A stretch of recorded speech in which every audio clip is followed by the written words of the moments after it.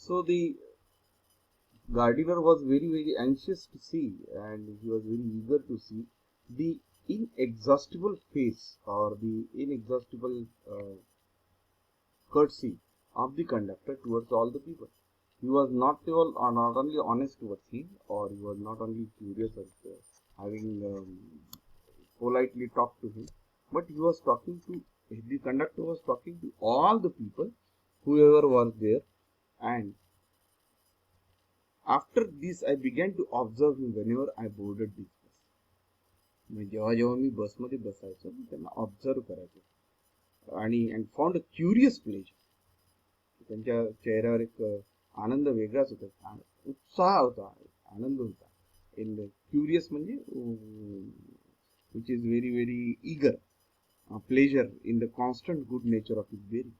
He seemed to have an inexhaustible fund of patience and a gift for making the passenger comfortable. फार कमी लोकांमध्ये राहिलेला patience. आजच्या तारखेला आपल्यात पेशन्स नाही, तुमच्यात नाही, माझ्यात नाही. आपली पिढीच तशी झालेली. We don't have patience. We need instant everything. आणि तूप खाऊन एकदम रूपच आलं पाहिजे अशी आपली पिढी झालेली आहे.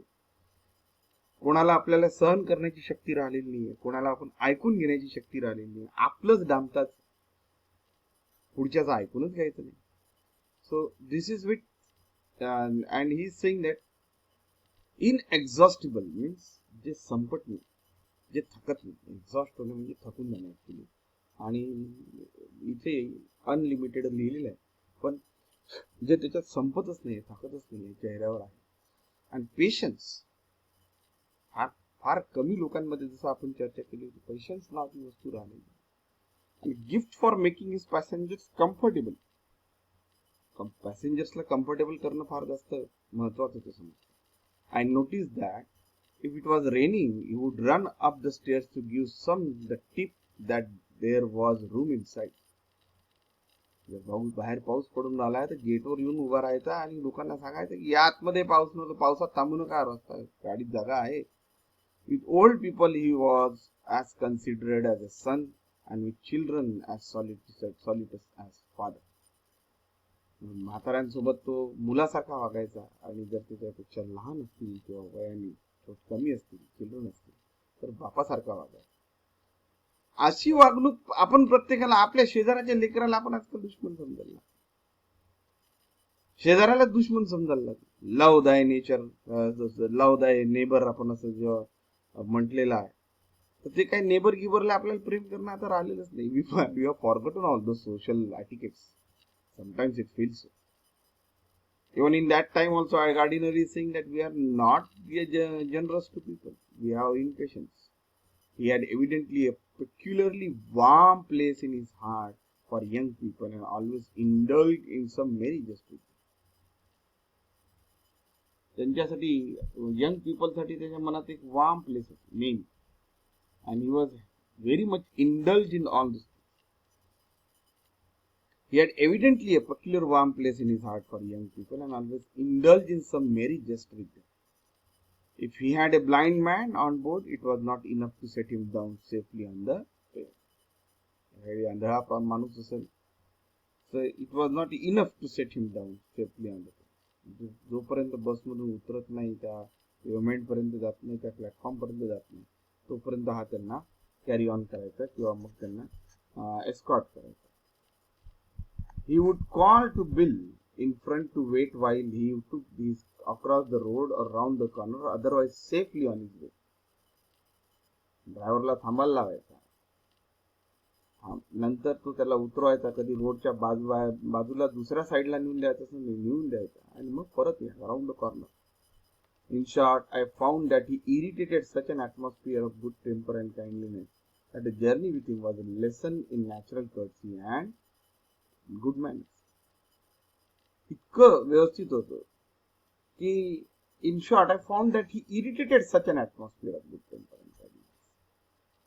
कधी कधी इरिटेट व्हायचं, इतकं ॲटमॉस्फिअर गुड होतं, सगळं व्यवस्थित असायचं, नॅचरल कर्ट्सी असायची, खूप गुड मॅनर्स असायचे. What struck me particularly was the ease with which he got through his work. महत्वाचं काय होतं की इतक्या आरामाने, इतकं सहजपणे तो ह्या सगळ्या गोष्टी करून घ्यायचा कितीही काही असलं तरी चेहऱ्यावर नेहमी हास्य असतं. If bad manners are infectious, so also are good manners. हे फार महत्वाचं आहे. बॅड मॅनर्स तर खूप जास्त इन्फेक्टिशियस असतात. लागून करणे, इन्फेक्शन काय असते आता आजच्या तारखेला तुम्हाला माहिती आहे. कोरोनाच्या काळामध्ये तुम्हाला त्या सगळ्या गोष्टी जास्त क्लिअरली समजून येतील. Infectious means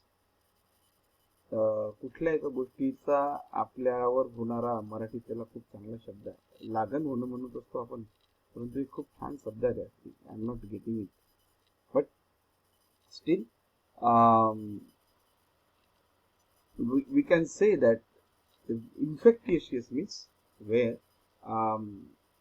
you get infected by particular thing, or where you have got attached to the where you are having a particular impression of that thing. And bad manners, we are very much attracted towards it. It means if you are living with a person who is having bad manners, the bad manners infect you very well. Okay? And so good manners also can infect, but the speed of good manners is very less. If we encounter incivility, most of us are apt to become uncivil, but it is an unusually uncaught person who can be disagreeable with sunny people.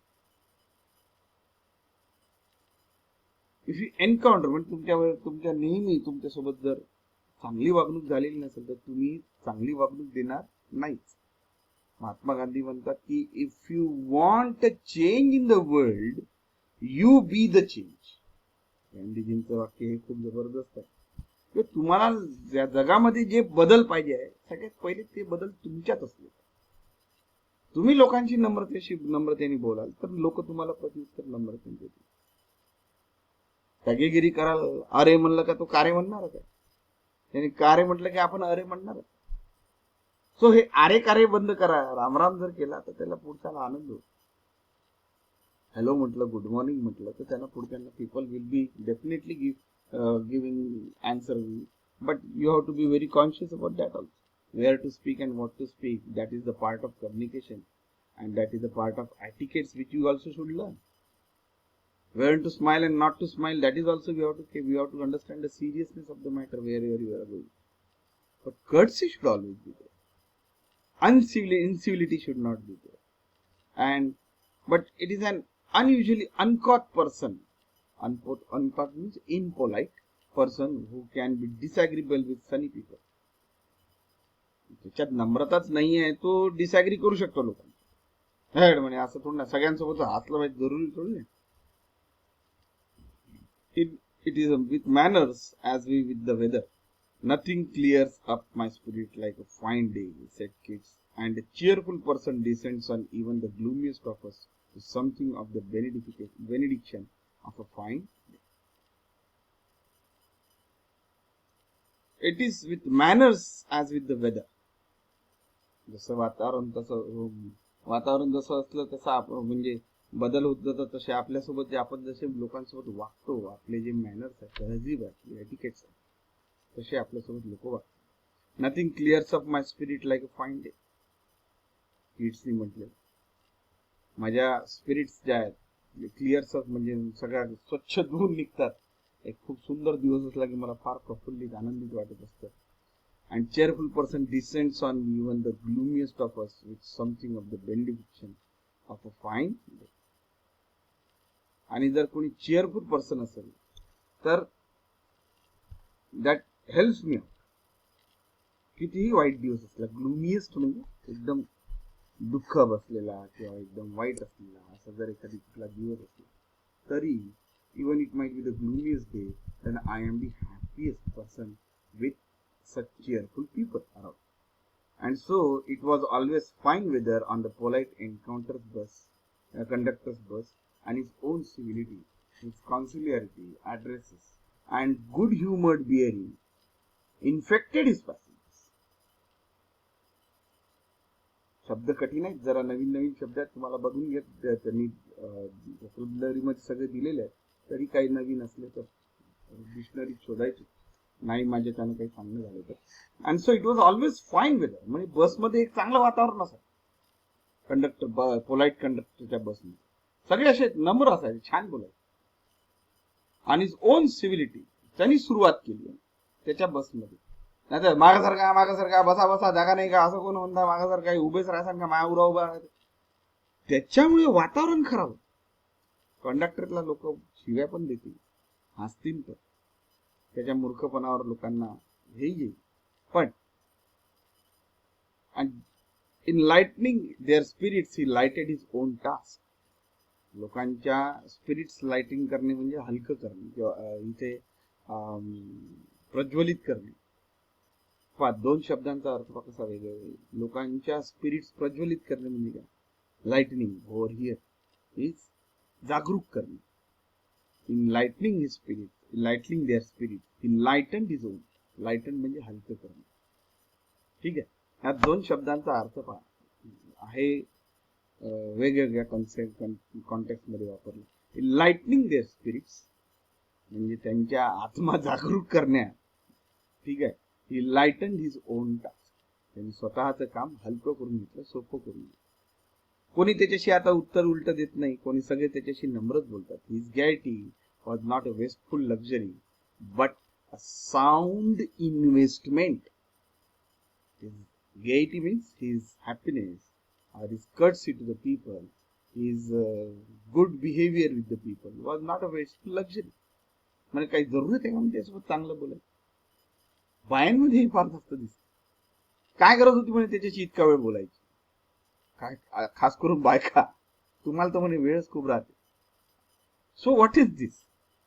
If you can talk nicely to people, why can't we? If you can smile to the people, why can't we? We should smile. I am not blaming all the women of this world. Some of them are specially over there. So his gaiety was not wasteful. तुम्ही जर कोणाला हसून बघितलेला आहे किंवा कोणाला जर तुम्ही एक हसून उत्तर दिलेलं आहे, हसून म्हणजे स्मित हास्य, विनाकारण काय कसा असं नाही, एक स्मित हास्य जर तुम्ही देत असाल तर that will be responded, that will be given back to you with the same smile you have given.